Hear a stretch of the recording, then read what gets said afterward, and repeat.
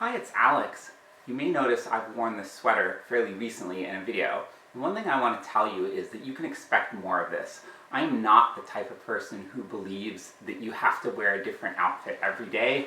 Like, if I have something and I like it, it's comfortable and it's clean, I'm going to wear it 2 days in a row, 3 days in a row, whatever, especially with sweaters and pants and things. So if you want someone who's going to wear a different outfit every time, find another channel. What I want to talk about today is this thing. I want to make this connection that I don't really see people talk about very much. And I think it's a really cool connection, and it's really fascinating and thought-provoking. And I also think it's really weird to me that people don't make this connection often. And that is the connection between the management-intensive philosophy in government versus the management-intensive philosophy in landscaping. So what am I talking about here? I want to give an example of this. I have seen this a number of times where I'm walking around the neighborhood or I'm driving somewhere and I see a Gadsden flag hanging on a house. Now, what's the Gadsden flag? I love the Gadsden flag. It's this flag, I love it for multiple reasons. I'm doing something a little bit new in this video. I'm going to try to show you some images. So it's this flag that has a snake on it, and it's basically a symbol of libertarianism, small government. And I love this flag for two reasons. I love snakes, and I love small government. So I'm making clear, I'm not like a sort of fundamentalist libertarian here. I tend to see libertarianism as something that is important and valuable to guide your political philosophy. I don't necessarily strictly adhere to it, but I think it has some good principles. Like, it's basically this idea of having the government be smaller, being more hands-off. There's this idea that just because a problem exists doesn't mean that it's the government's role to fix it. And I tend to believe this myself. It also tends to shy away from micromanaging. Like, you don't want to have a lot of cumbersome regulations, bureaucracy, and you especially don't want to try to micromanage people's behavior. You instead want to have the free market and have a landscape of competitive businesses which kind of self-organize to help people and solve problems for people in society. This is the ideal society I want to live in. I want the government to set up good incentives so that people can help themselves and organizations can arise on their own for people to help themselves. So, okay, that's the government side of things, libertarianism. Now, I was talking about how I see this Gadsden flag hanging from houses.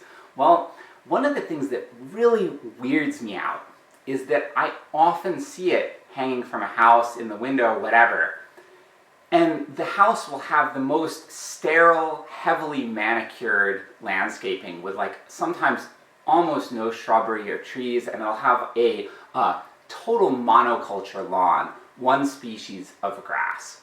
Now, this is not a natural state of ecosystems. It is what I would call a management-intensive ecosystem. And I find this really weird because libertarianism is this belief that you want the government to be very hands-off and you want to allow people to do their own thing. The same sort of parallel exists in landscaping. And I want to make a contrast I want to sort of talk about the whole spectrum between libertarianism and kind of the opposite of libertarianism, which I think one of the best opposites would be an authoritarian communist state, like you saw in the former USSR and most of the other Eastern Bloc communist countries. The communist countries had a managed economy. So the government was, instead of allowing things to the free market, they were trying to micromanage how much of things people would produce. And this predictably resulted in economic collapse. So in the end, all of those economies collapsed. And the only communist country that really persisted in that part of the world was China, because they adopted a market-based economy to a large degree. But all of the Eastern European ones and the USSR collapsed. I also happened to visit these as a child right after the Berlin Wall came down. I was pretty young, but I do remember it. And I went to East Germany when it was still communist, and it was really a dump. Like, it was really, really run down. Everything was in a state of collapse, disrepair, buildings were falling apart, and there were all sorts of products and things for sale in stores, and they were all inferior products. And one of the most important things here, East Germany was widely regarded as one of the most prosperous and functional of all those Eastern Bloc communist states. So that was kind of the best of the best, so to speak. That was as good as it gets. And it was pretty bad. And I've gone back to East Germany, the former East Germany, multiple times now, and it is a much more prosperous place now that it has a market economy like the rest of the EU. So basically, I hope I've convinced you. I mean, you probably didn't need convincing, but micromanagement does not work in terms of a governmental system and an economic system. It leads to horrible things. You don't need to go to the extreme like that to have problems. There are examples of other sort of smaller scale market failures, and I want to give you another one of them. In the US, we have a system of agricultural subsidies. We have crop insurance that is subsidized by the government, and it is subsidized for the production of certain bulk commodities, and two of the big ones are corn and soybeans. Now this is why when you drive throughout much of the country, you see miles and miles of monocultures of corn and soybean fields. There's a whole bunch of reasons I don't like this. One of them is that it produces low quality bulk commodities, which they're not really, it's not like eating sweet corn or grinding it up for cornmeal and having like a high quality cornmeal. Like, I bake, so I'm very aware of the quality of products. These bulk commodities mostly go right into the refining industry. So in the case of corn, it gets made into high fructose corn syrup, corn oil, and cornstarch. And these three foods are all basically almost devoid of micronutrients. They're just empty calories flowing into our food supply. And, you know, this is terrible for public health in this country. So a lot of the whole talk of ultra-processed foods are terrible for you. A big reason why we have so much of a problem with the ultra-processed foods in the US is because of these agricultural subsidies. They flood the market with these refined products. So we're basically engaging in this big government spending, a form of micromanagement, and it's creating all these unintended negative consequences. So even when you don't go to the full extreme of a managed economy like the USSR, you still have some really severe problems that can arise when you have market interventions in an otherwise free market economy. So this is why I believe in libertarianism to a large degree. Again, I'm not a strict fundamentalist about it. There are limits to it. I consider myself a political moderate, but I think it is a really important philosophy to embrace and to guide policy. Okay, that's government. What about lawns and landscaping and gardens? How is this related? There is the same spectrum when it comes to running your yard. You have the spectrum of micromanagement versus allowing things to just go on their own. So in a wild ecosystem, that's sort of an unmanaged ecosystem, you have a whole bunch of different plants, and they just come in on their own. Seeds blow in on the wind, they get buried by squirrels, they get dropped by birds, and they just grow up, and there's a whole bunch of things competing with each other. Now this is really interesting because there is a parallel between the economy and the ecosystem.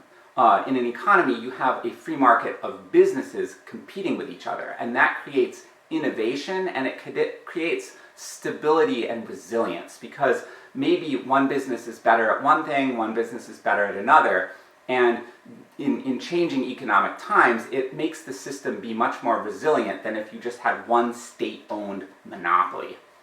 The same is true of ecosystems. When you have a whole bunch of different species growing together in the same habitat, they have different adaptations. One of them is going to be more drought tolerant than others.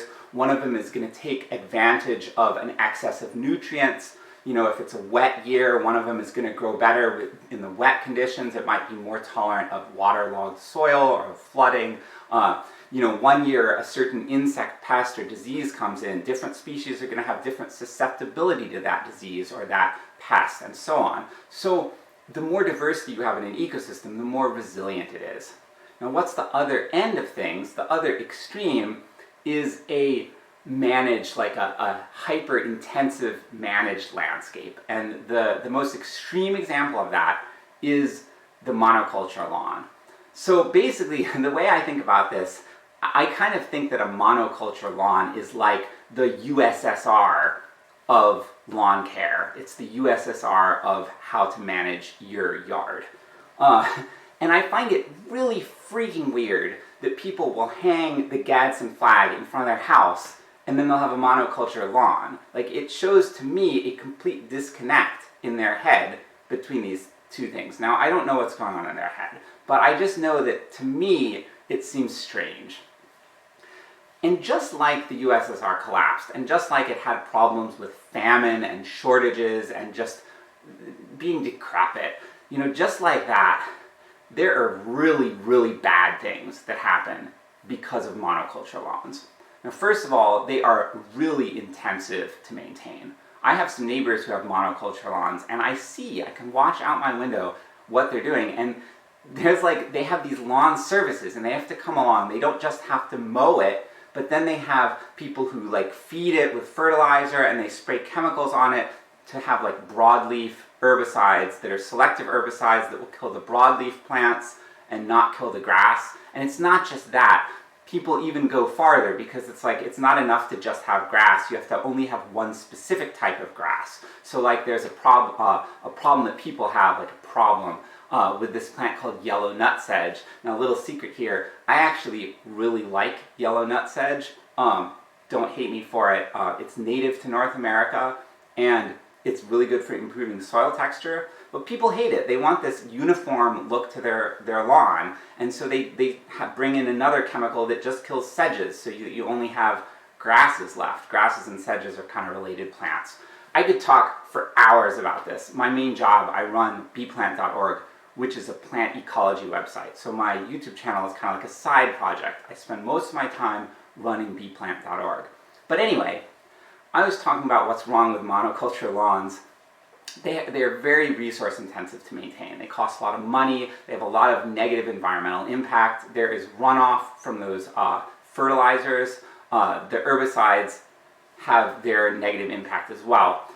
Probably the biggest negative impact is the loss of biodiversity. When you have a biodiverse ecosystem like I was talking about earlier, and there are all these different plants in it, those in turn support all these different animals. And that's even true if you just have a mowed lawn. Obviously it's good to have structural differences, structural diversity in your yard too. You want to have trees, shrubs, perennials, and maybe limit your area of lawn. That's the best practice. But even if you just have a lawn and you're still mowing the whole thing, it's so much better for supporting the food web if you allow a lot of different plants in there and you allow them to reproduce naturally. And it has less demands in terms of care, and it's more resilient, and it supports more different insects, and it supports more different animals. You'll see more birds and such in it. And this is because each plant supports something different. Even non-native plants. I'm a huge advocate for native plants, but even non-native plants like white clover, there are insects that are attracted to that as a pollinator. You'll see bees on it, and you'll see different types of bees on it. You'll see those plantains that grow in lawns. The common buckeye butterfly, the larvae of that butterfly, eat plantain leaves. So these are just a few examples. If you allow different things to grow in your lawn, you will support the food web. Why is this important? There's a lot of reasons why it's important. You get better soil texture, you get deeper roots, you get more water percolating down into the soil instead of running off. It also is going to be more resilient in changing conditions. Right now we're dealing with climate change in our world. We're seeing an increase in drought and flooding events. In my yard, I allow a whole bunch of different plants to grow in the lawn, and they're two native grasses. There's this one called nimblewill, there's another called Danthonia spicata. They have wildly different adaptations. They're both native to this area. Nimblewill is really tolerant of flooding, whereas Danthonia spicata is really tolerant of drought and dry conditions. And they're both quite tolerant of shade. They both can tolerate full sun and quite a lot of shade too. So they're really adaptable plants.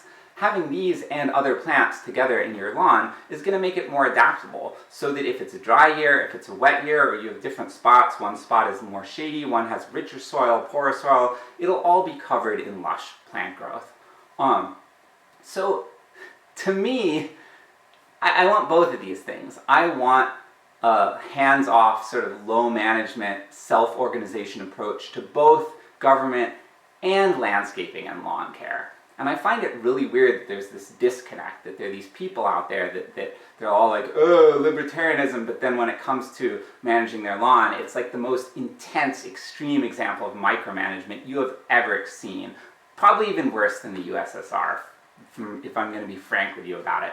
At the other end of the spectrum, you also see this sort of weird allegiance between big government and diverse ecosystems. There are a lot of people who are native plant advocates, and they're like, okay, this is great, I'm gonna like let my yard grow kind of wild, I'm gonna have all these different plants in, constantly planting new things, and I'm like, this is great. And then you look at their politics and they're like, sort of like wanting the government to solve every single sort of thing, and wanting the government to micromanagement, and like, let's ban this, let's ban that, let's make stricter regulations and all this stuff. And it's like, there's a point at which I agree with some of the things these people are saying, but I think that the philosophy could use some tweaking at a bare minimum. And I think that you want to be skeptical of things like market intervention, and you want to be skeptical about burdensome regulations. And I think it's good to allow to have the government create incentives so that people can solve their own problems, like allow the free market to do some of this work for you. So whether you're more libertarian leaning or more sort of big government, typical left leaning person, I would love for you to reflect on this stuff. Like, do you see this connection? It seems super obvious to me. Does it seem weird to you how this stuff is sort of segregated? It seems really weird and unnatural to me, and I would love it if other people would make this connection. So yeah, if you've gotten this far, thank you so much for watching. You can expect more of this kind of stuff with my channel. My brain, it's constantly thinking of these weird connections that other people don't. So I have a whole bunch more stuff planned. Stay tuned and you will see some of it. Thank you.